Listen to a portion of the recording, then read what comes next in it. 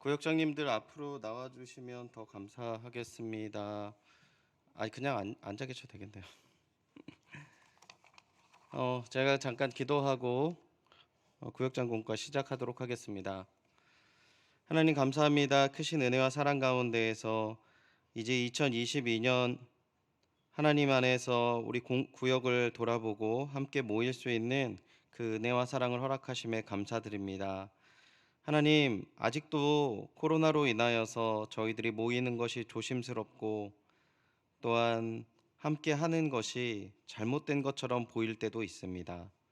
주님께서 이러한 상황 가운데 저희들의 부족한 지혜와 또한 방법에 성령께서 함께 하셔서 올바른 길로 하나님의 크신 은혜와 사랑으로 또한 지혜를 주시고 함께 하셔서 저희들의 모임 가운데 아름다운 열매 맺게 하시고 또한 이 모임을 준비하고 이끄시는 우리 구역장님들 마음 가운데 주님께서 풍성한 은혜와 사랑을 베풀어 주셔서 늘 하나님께 영광 돌리는 귀한 구역 모임이 될 수 있도록 주께서 늘 함께하여 주시옵소서. 감사드리며 예수님의 이름으로 기도드리옵나이다. 아멘. 오늘 고난은 하나님의 확성기라는 제목으로 구역 공과를 나누도록 하겠네요. 시편 119편 67절부터 72절까지의 말씀입니다. 우리 한번 말씀을 한번 읽고 시작하도록 하겠습니다. 시편 119편 67절부터 72절까지의 말씀. 제가 한 절 읽고 여러분이 한 절 읽고 이렇게 교독하도록 하겠습니다. 67절부터 72절입니다. 제가 가진 성경책은 893면에 있어요. 고난당하기 전에는 내가 그릇 행하였더니 이제는 주의 말씀을 지키나이다. 주의 선하사 선을 행하시오니 주의 율례들로 나를 가르치소서. 교만한 자들이 거짓을 지어 나를 치려하였사오나 나는 전심으로 주의 법도를 지키리이다. 그들의 마음은 살쪄서 기름덩이 같으나 나는 주의 율법을 즐거워하나니 고난당한 것이 내게 유익이라. 이로 말미암아 내가 주의 율례들을 배우게 되었나이다. 주의 입의 법이 내게 천천금보다 좋으니이다. 아멘. 우리 그 한 장 더 넘겨주시면요. 우리 이분이 누구신지 아십니까? 예, 최원철 집사님 아니시고요. 예, 베토벤입니다. 베토벤. 베토벤이 어떤 사람입니까? 역사상 가장 위대한 음악가, 음악의 성인이라고 불리우죠. 근데 이 사람이 큰 위기를 맞았을 때가 28살이라고 해요. 28살에 청각에 문제가 생겨서 점점 들리지 않게 되었던 거죠. 처음에는 이 청각에 문제가 생기니까 잘 나가던 작곡가가 청각에 문제가 생겨서 할 수 없게 되는 일들이 이렇게 막 보여지게 되니까 자살을 하려고 했습니다. 그리고 점점 들리지 않는 그런 어려움 가운데 고통스러운 시간을 보내게 되었는데 거의 귀가 들리지 않게 되었을 때쯤에 베토벤이 이렇게 기도했다고 해요. 하나님 감사합니다. 이제 저에게 마음으로 들을 수 있는 귀, 영혼으로 들을 수 있는 귀를 주옵소서라는 기도를 했다고 합니다. 이 사람마다 이 어떤 고난이 닥쳐왔을 때 그 고난을 대하는 태도가 다른 것이죠. 그리고 처음 고난이 왔을 때는 너무 당황스럽고 어렵고 힘들지만 이렇게 하나님을 믿는 사람들의 모습들을 보면 이렇게 좀 다른 것 같아요. 제가 저희 교회에 와서 이렇게 권사님들, 특히 권사님들 이렇게 수술을 앞둔 권사님들을 신방할 때 우리 권사님들이 그런 말씀하시더라고요. 목사님, 예수 믿는 사람들은 달라요. 이러시면서 기도해 주세요라고 하시는데 좀 그 수술을 아무리 작은 수술을 앞두고 있어도 두렵고 떨릴 텐데 참 기도할 수 있다라는 것이 참 되게 아름답다라는 것을 많이 보게 되었습니다.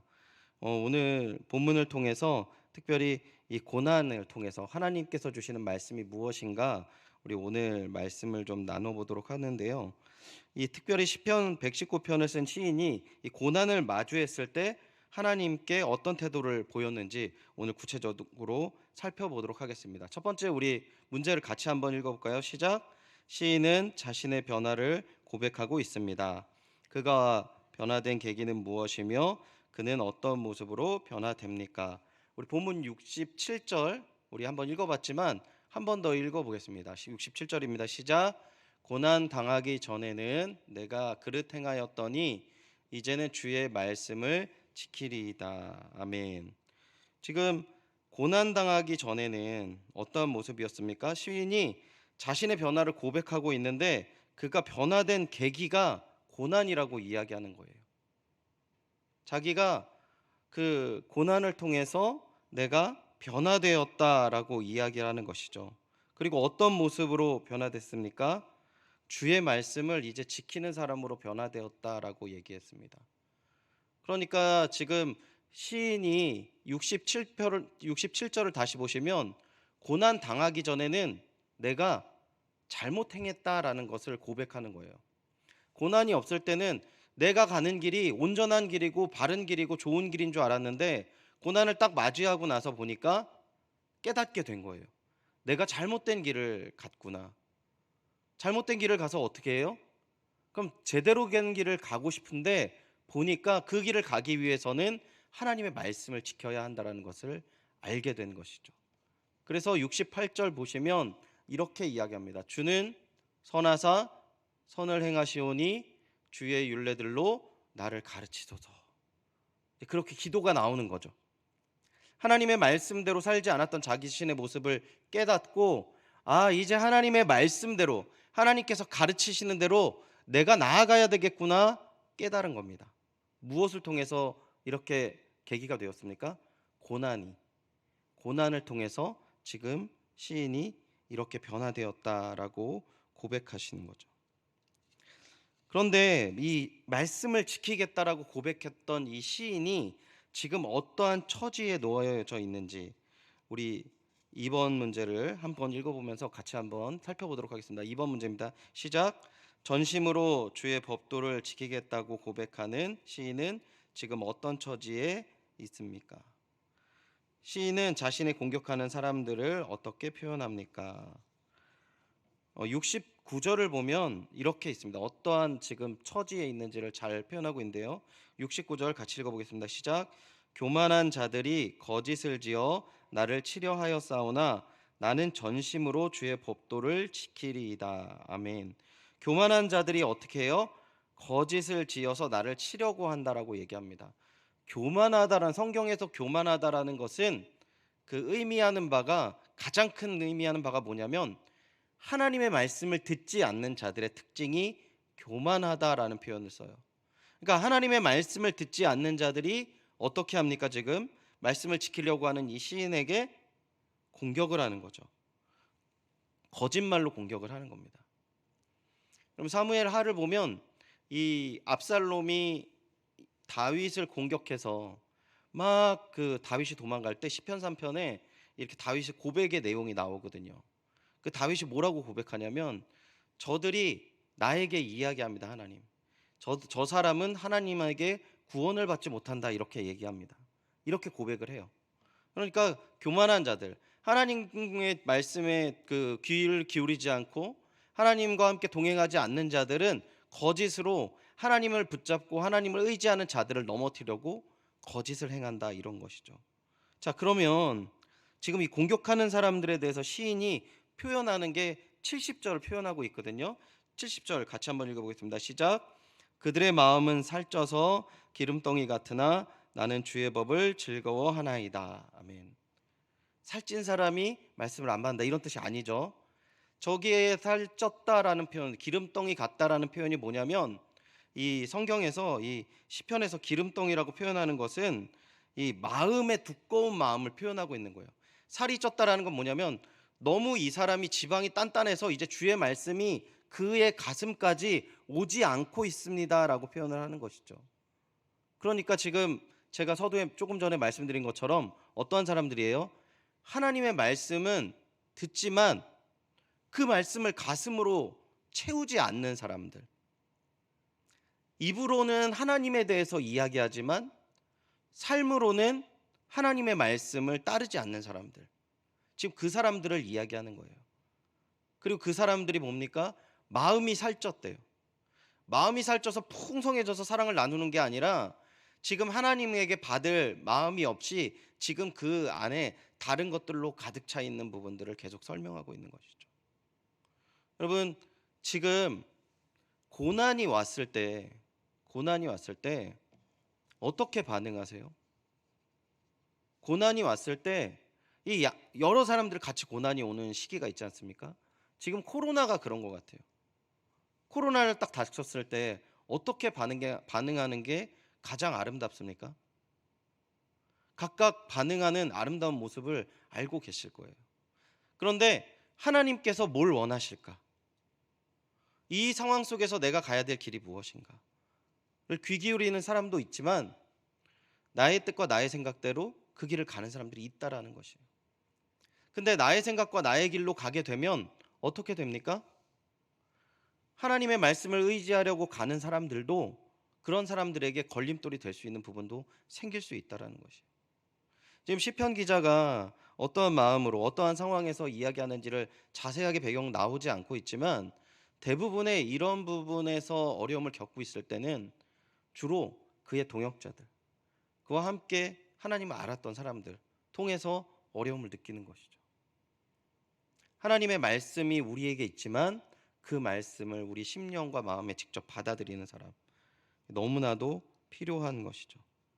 그러면 시인이 이제 결단하는 삶을 살잖아요.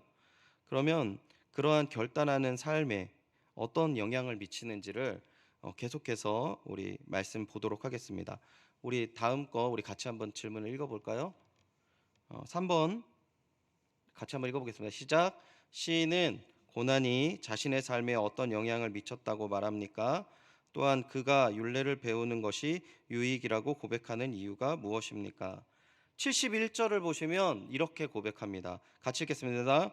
고난 당한 것이 내게 유익이라 이로 말미암아 내가 주의 율례들을 배우게 되었나이다. 아멘. 고난이 자신의 삶에 어떠한 영향을 미쳤다라고 말했을 때 고난을 통해서 지금 자신이 유익을 얻었다라고 얘기하는 거예요. 고난을 지나고 나서 보니까 믿음의 백성들이 그 고난에 대해서 이렇게 표현하는 겁니다.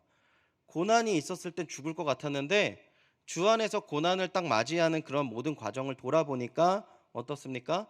이게 다 나에게 유익이 되었다라는 거예요. 그리고 이 유익이 되어서 고난을 통해 어떠한 유익을 얻게 됩니까? 우리 시편 119편 105절 보면 이렇게 표현해요. 같이 읽어보겠습니다. 시작.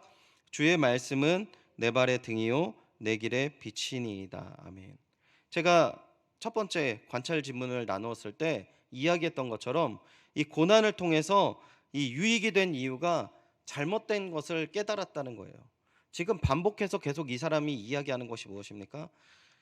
우리가 한번 깨달으면 막 하나님의 말씀을 다 알고 나아가지만 우리 인생 가운데에서 어려운 일들이 계속적으로 주어지죠. 그리고 그 일을 통해서 무엇을 점점 깨달을 수 있습니까? 내가 주 안에서 가야 될 길을 알게 되는 거예요. 그러니까 더 철저하게 하나님의 말씀 가운데 걸어가게 있는 것이죠.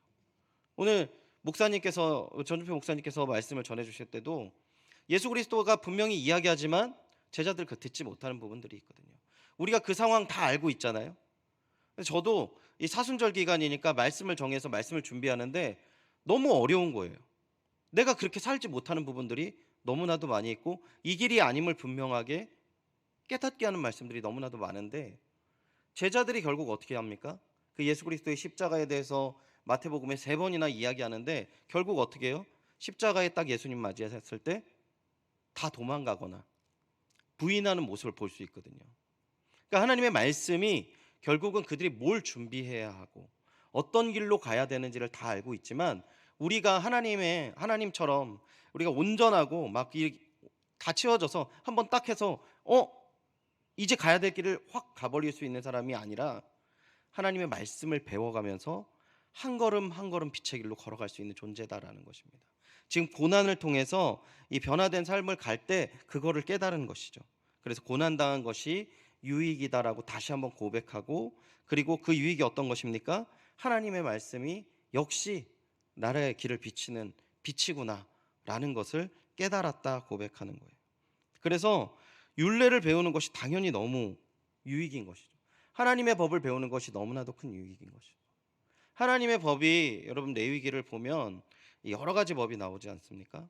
근데 그 법 가운데 그 예수님께서 두 가지 법으로 딱 정의를 해주시잖아요. 하나님을 사랑하고 이웃을 사랑하라고. 근데 그냥 사랑하라고 하지 않거든요. 내 모든 것을 다해서 하나님을 사랑하라고 하거든요. 내 이웃을 그냥 사랑하지 않고 내 몸같이 사랑하라고 하거든요. 우리가 그냥 평범하게 질문해서 이렇게 질문할 수 있는 것 같아요. 하나님 사랑하세요? 네, 아멘. 무엇보다도 다 내려놓고 다 여기에 집중해서 주의 말씀이면 그 길을 가는. 근데 이게 정말 어리고 젊을 때일수록 진짜 아멘하고 막 달려갈 수 있잖아요. 근데 나이가 들고 가정이 생기고 또 책임져야 될 부분들이 있었을 때 그런 부분에 정말 그 사람 모두 다를 가지고 믿음의 길을 걸어간다는 건 정말 쉬운 일이 아닌 것 같아요. 그런데 그러한 말씀에 내 모든 방향과 길을 깨닫고 이 말씀을 더 배우고 순복하며 나아가겠다라는 결단. 그냥 어떠한 하나님의 은혜를 잠깐 받아서 내가 이제 하나님 말씀대로 살아야 되겠다 이런 것이 아니라 이제 인생을 어려움을 다 아는 상황인 것이죠. 그런데 그래도 이제 제 2차적으로 하나님의 말씀을 보고 나아가는 그러한 모습들. 나는 이 하나님의 말씀을 배우면서 걸어가는 게 인생이구나. 다시금 결단해서 나아가는 삶의 모습을 보여주고 있는 것입니다. 그리고 이러한 고난을 통과한 우리 시인이 어떠한 삶의 변화를 보여주고 있습니까? 우리 관찰 내용 4번을 같이 한번 읽어보도록 하겠습니다. 시작. 고난을 통과한 시인의 우선순위를 어떻게 바뀝니까? 또 시인이 하나님의 말씀을 대하는 태도가 어떻게 다릅니까? 72절을 우리 또한 같이 한번 읽어볼까요? 72절입니다. 시작. 주의 입의 법이 내게는 천천 금은보다 좋으니이다. 아멘. 지금 하나님의 말씀을 배우고 이제 고난을 통해서 하나님의 말씀이 중요해서 이제 그 믿음의 길을 걸어가려는 이 시인이 어떠한 마음을 갖습니까? 무엇이 우선순위가 됐어요? 금보다 이 천천 금은보다 하나님의 말씀이 우선된다라고 이야기하는 거예요. 하나님의 말씀이 더 좋아요. 돈보다도 더 좋고 권력보다도 좋고 하나님의 말씀이 무엇보다도 내게 우선된다라고 이야기를 하는 거죠. 그래서 태도가 어떻게 바뀝니까? 우리 디모데후서 3장 16절부터 17절에 이렇게 나와 있습니다. 같이 읽어보겠습니다. 시작. 모든 성경은 하나님의 감동으로 된 것으로 교훈과 책망과 바르게 함과 의로 교육하기에 유익하니 이는 하나님의 사람으로 온전하게 하며 모든 선한 일을 행할 능력을 갖추게 하려 함이라. 아멘. 이 하나님의 말씀을 통해서 이제 내가 나아갈 길을 계속 이게 채워 나가야 되겠다 생각한 거죠. 저도 목회자지만 이 디모데후서 3장 16절에서 17절을 적용하는 때에 대부분 학생들이나 청년들한테 많이 얘기를 했어요. 우리 담임 목사님이 그 교회 비전을 말씀하실 때 이런 말씀하시지 않았습니까? 우리가 다음 세대 교육이 아니라 교회 교육에 힘써야 되겠다라는 말씀하셨잖아요. 근데 그 말씀이 맞는 거, 그 말씀이 맞지 않습니까? 정말 하나님의 말씀이 지금 조금 전에 우리가 함께 읽었던 것처럼 하나님의 감동으로 된 것이기 때문에 우리 삶의 교훈과 책망과 바르게 함과 의로 교육하기에 유익하다라는 게 이제 나는 그 하나님과 오랫동안 믿음 생활했고 성경책도 많이 봤고 그러니까 이제 너희들한테 이게 해당되는 말이야 할 수 있을까요? 지금 이 고백은요, 이제 하나님의 말씀이 나의 삶 속에 계속 비추어 보는, 교육을 하는, 나의 길을 인도하는, 모든 삶을 돌아보는 기준이고 내가 더 디테일하게 이 말씀을 보고 순복하며 나아가겠습니다 고백을 하는 것이죠.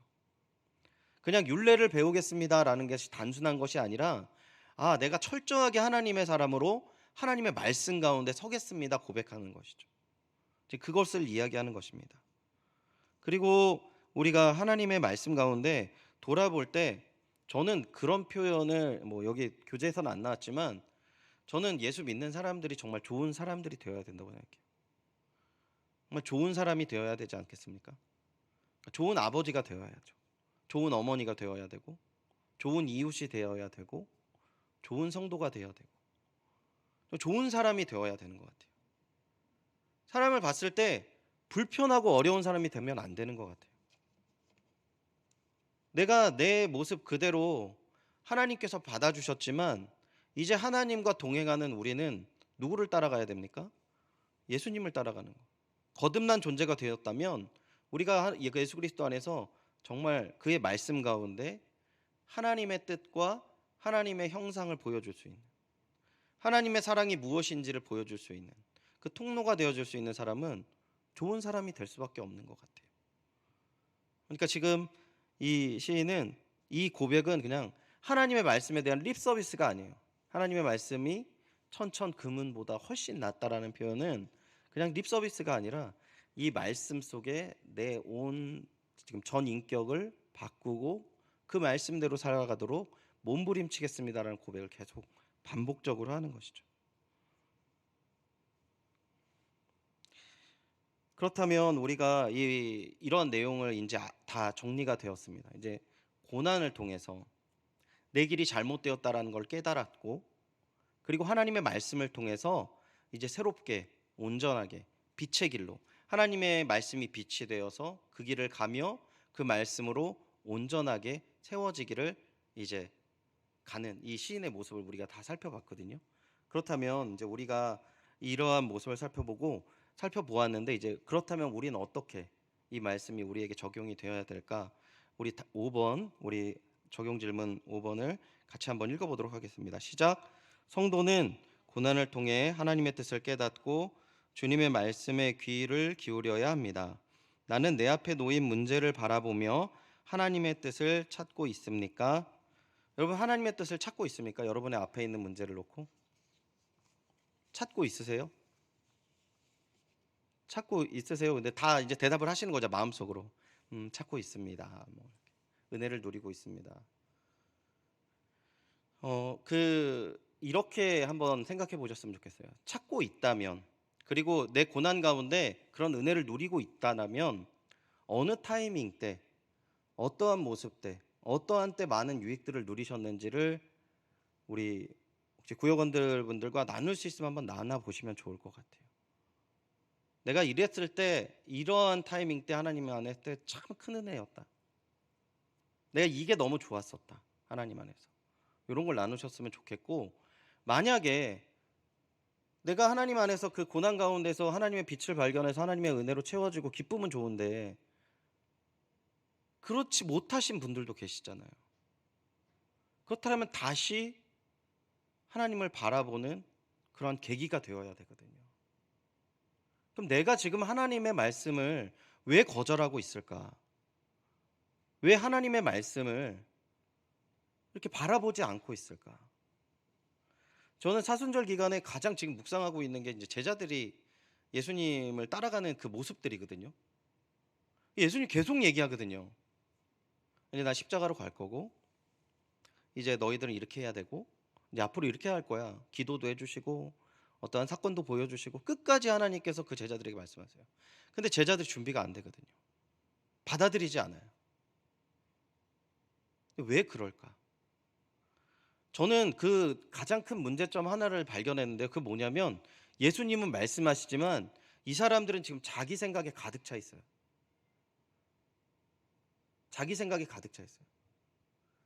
마태복음 20장에 보면 제자들이 뭘 합니까?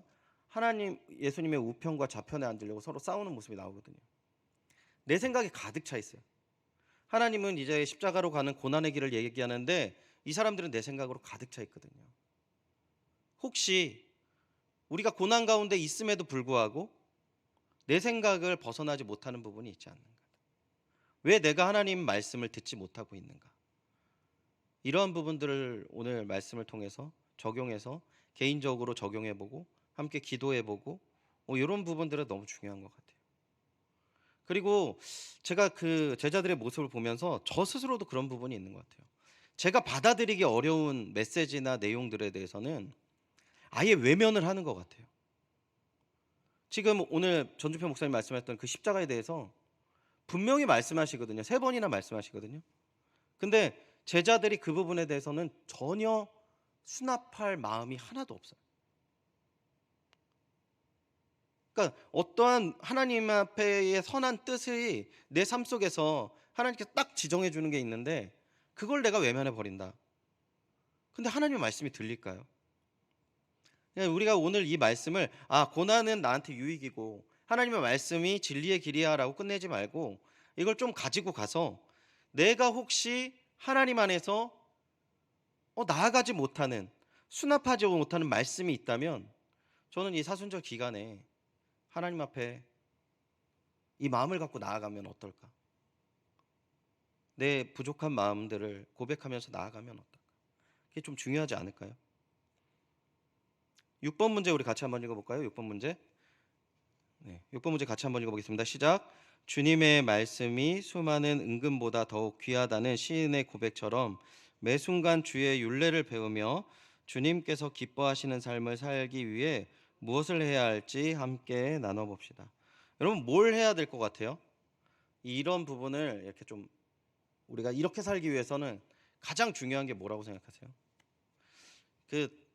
이 제일 저는 중요한 부분 중에 하나가 조금 전에도 말씀드렸지만 어떤 문제가 있었을 때 버티지 말고 내려놓는 게 제일 중요한 것 같아요. 회개해야 되는 거죠. 회개라는 표현이 예수님을 믿고 이렇게 좀 이렇게 믿음의 길을 오래 가신 분들한테 표현하기에는 되게 어려운 표현인 것 같아요. 저만 그런지 모르겠지만 누가 저한테도 목사님 회개하셔야 돼요라고 얘기를 거의 못 들어봤어요. 물론 하시는 목사님도 있어요. 그 어떤 목사님은 저한테도 회개하세요 뭐 이렇게 얘기하시는 분도 있어요. 그런데 정말 어떻게 우리가 신앙생활 가운데 회개해야 될 부분들이 있는 거에 너무 당연한데 인생길 걸어가면서 정말 하나님 말씀대로 살지 못한 부분들 분명히 있지 않습니까? 좀 이런 부분들을 솔직하게 기록해보고 정말 이 문제를 가지고 주님 앞에 나아가서 기도의 자리에서 다 내려놓을 때까지 주님 앞에 엎드리는 시간을 가지면 어떨까? 그리고 그러한 기도 제목을 정말 구역원들과 나눌 수 있다면 굉장히 유익이 있다라고 저는 생각이 듭니다. 저는 지금 계속 반복해서 얘기하지만 제가 이 사순절 기간에 말씀을 이렇게 준비하고 묵상하면서 저도 마음이 너무 무겁더라고요. 그냥 뭐 제자들의 모습과 그렇게 크게 다르지 않아요. 그냥 명확해요. 그냥 제가 듣고 싶지 않은 말 듣고 싶지 않은 거죠. 제가 앞으로 그 인생길을 걸어가면서 목회를 하면서 그리고 믿음의 사람으로 살아갈 때 분명히 내려놓아지고 분명히 해야 될 부분들이 알거든요. 근데 그 부분은 너무 여러 가지를 다 놓고 주님 제가 요거 지금 열심히 하고 있잖아요 라고 하는 것 같아요. 근데 이 오늘 본문을 통해서 이 사순절 기간을 통해서 이런 부분들을 한번 돌아보시고 보기 좀 꺼려했던 부분들이 이렇게 좀 드러나져서 함께 나누어지고 기도하면 더 풍성한 은혜를 맺지 않을까 생각이 듭니다. 그리고 특히 저는 우리가 많이 묵상해야 될 부분들이 이런 것 같아요. 지금 이 시인도 고백했지만 천천 뭐 금보다 은보다도 하나님 말씀이 좋다라고 했는데 그 전쟁은 다른 나라에서 하고 고통은 왜 우리가 당합니까? 오늘 뉴스에만 보더라도요. 뭐 원자재 가격이 폭등했다, 뭐 했다, 뭐 이런 얘기가 계속 올라오는 거예요. 불안하죠. 실제적으로 거기에 정말 매일 그 수입으로 살아가는 사람이라고 생각한다면 얼마나 큰 위기이겠습니까? 그리고 코로나 기간 너무 많이 얘기해서 이제는 식상해진 이 문제들. 그런데 이런 상황 속에서 분명히 우리가 하나님 앞에 하나님께서 요구하시는 하나님의 뜻이 분명히 있으실 텐데 저에게도 있겠죠. 어떻게 받아들이지 못하는 부분은 어떤 것이며 또 그러한 가정 속에서 우리 가정 안에서의 내가 해야 되는 내려놓아야 될 부분들 공동체 안에서 또한 우리가 가져야 될 자세와 모습들 하나님 분명히 우리에게 말씀하실 때 그게 무엇인지 그러한 것들을 돌아보시고 이렇게 하나님의 뜻 가운데서 기도의 자리로 하나님의 말씀을 듣는 그 은혜의 시간이 되길 바라고요. 우리 마지막으로 우리 C.S. 루이스라는 사람이 이렇게 이야기를 했어요. 마지막 저희 굉장한 지성이고 저희가 정말 많은 부분에서 이 기독교 변증가로서 너무나도 유명한 분이거든요. 근데 이분이 이렇게 표현을 했어요. 고난은 하나님의 확성기다라고 얘기를 하더라고요. 고난을 통해서 분명히 하나님께서 크게 이야기를 하고 하나님께서 우리의 삶을 더 온전하게 가게 하시는 그러한 내용이 있다라는 거예요. 개인적으로 저는 여러분들이 고난이 없었으면 좋겠어요. 저도요. 하지만 인생길 가면서 위기와 어려움들은 너무나도 많이 있죠. 거절할 수가 없는 것이죠. 그런데 그러한 고난 가운데 하나님의 커다란 목소리를 들으시는 그 귀한 은혜가 우리 모든 구역 가운데 가득하시기를 주님의 이름으로 축원드립니다. 우리 기도 제목을 한번 보시면요. 우리 기도 제목을 이렇게 나눴으면 좋겠어요. 내 힘으로 감당하기 어려운 고난 속에서 고난은 하나님의 확성기란 사실을 믿고 하나님의 뜻을 깨닫고 주님의 말씀에 귀를 기울이게 하옵소서. 그리고 우리 공동체가 세상 그 무엇보다 주님의 말씀이 소중하다고 고백하며 매 순간 주의 율례를 배우며 주님께서 기뻐하시는 삶 살도록 인도하소서. 이렇게 기도 제목을 함께 나누시고 또 우리 구역분들과 우리 모든 또 저희들이 다 알 수는 없잖아요. 하지만 우리의 모든 삶을 돌아보신 하나님 앞에 하나님의 뜻을 듣고 하나님 뜻 안에서 이렇게 회복되어지며 정말 밝은 말씀의 빛 가운데 믿음의 길을 걷는 모든 구역들이 될 수 있도록 함께 기도하시고 은혜를 나누시기 바랍니다. 제가 기도하고 마치도록 하겠습니다. 하나님 감사합니다. 우리 사람들이 인생의 길을 갈 때 겪게 될 수밖에 없는 이 고난의 상황 속에서 주님, 하나님의 커다랗게 외치시는 주님의 목소리를 듣고 하나님 잘못된 길을 돌이켜 온전한 말씀이 비추시는 진리의 길을 걸을 수 있도록 은혜와 사랑을 베풀어 주시옵소서.